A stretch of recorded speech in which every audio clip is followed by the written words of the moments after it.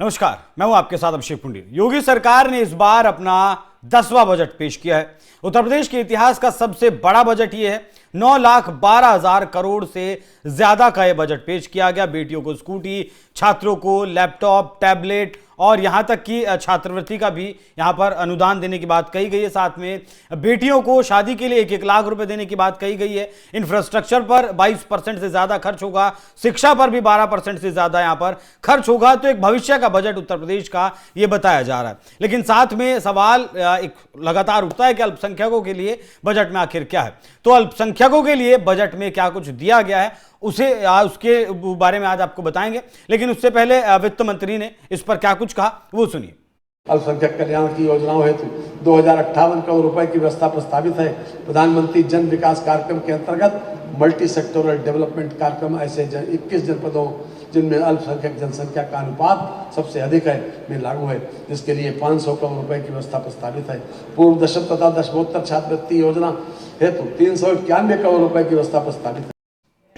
ये जो अल्पसंख्यकों को 2,058 करोड़ रुपए दिए गए हैं, इससे बच्चों के भविष्य को सुधारा जाएगा। कक्षा 9 से 10 तक के बच्चों को यहां पर छात्रवृत्ति दी जाएगी। कक्षा 11 से ऊपर के छात्रों के लिए भी छात्रवृत्ति की यहां पर योजना चलाई जाएगी, उन्हें छात्रवृत्ति दी जाएगी। फीस माफी, किताबें, हॉस्टल खर्च आदि में मदद दी जाएगी। लाखों अल्पसंख्यक छात्रों को पढ़ाई में इससे सहायता मिलेगी।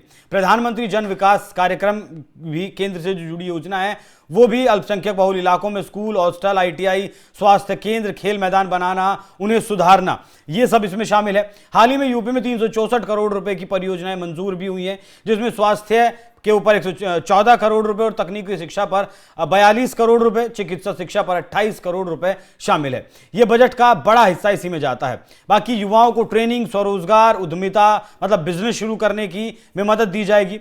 ITI, vocational course, skill training दी जाएगी।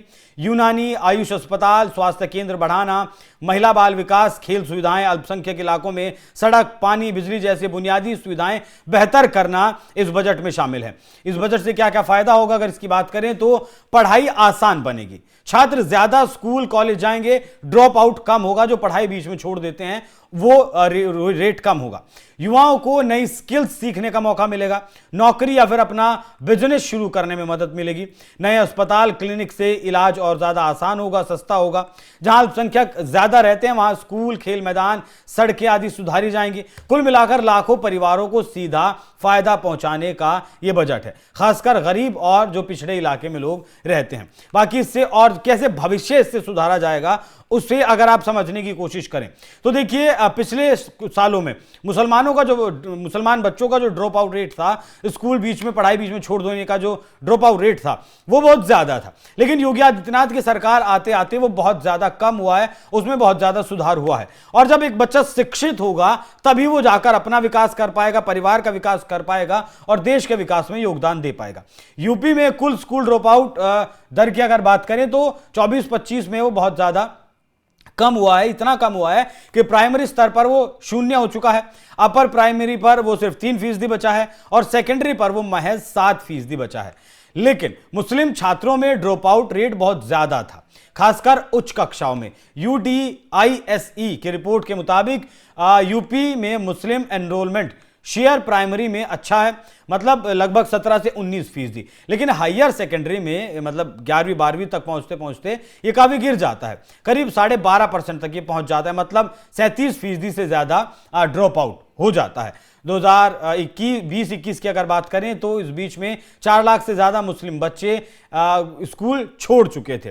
यह बताता है कि किस तरीके से पढ़ाई को बीच में छोड़ा जाता है। इनमें लड़कियां ज्यादा हुआ करती थी। आर्थिक तंगी, स्कूल दूर होना, लड़कियों की शादी आदि इसका कारण हुआ करता था। लेकिन हाल ही के सालों में सरकार की छात्रवृत्ति योजनाओं से लगभग 2.4 लाख बच्चे, लगभग 2,40,000 बच्चे जो अल्पसंख्यक हैं उन छात्रों को इसका सीधा लाभ पहुंचाया गया है, जिससे कि ड्रॉप आउट में बहुत ज्यादा कहीं की सुधार हुआ है।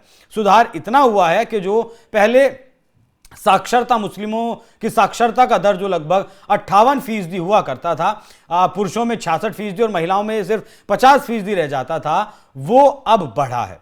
अब 2023-24 की अगर बात करें तो ये अब साक्षरता दर 80% के बिल्कुल करीब पहुंच चुका है। जो राष्ट्रीय शिक्षा दर है लगभग 81% की, उसके बहुत समानांतर ये फिलहाल पहुंच चुका है। यूपी में ये अभी फिलहाल कम है। तो ये जो अल्पसंख्यकों के लिए जो बजट दिया गया है सरकार के द्वारा 2058 करोड़ रुपए का, इससे बच्चों को शिक्षित होने में मदद मिलेगी। और जब एक बच्चा शिक्षित होगा, उसकी नींव मजबूत होगी, तो भविष्य में वो नौकरी भी कर पाएगा, अपना व्यापार भी शुरू कर पाएगा और उद्यमों से भी लगातार वो जुड़ने का काम कर सकता है। तो इस तरीके से मैंने शुरुआत में कहा था कि ये बजट भविष्य का बजट है और अल्पसंख्यकों में भी मुसलमानों को इसका बहुत ज्यादा फायदा होने वाला है। बाकी आप लोग इस विषय पर क्या सोचते हैं, कमेंट बॉक्स में अपनी राय जरूर दीजिएगा। नमस्कार।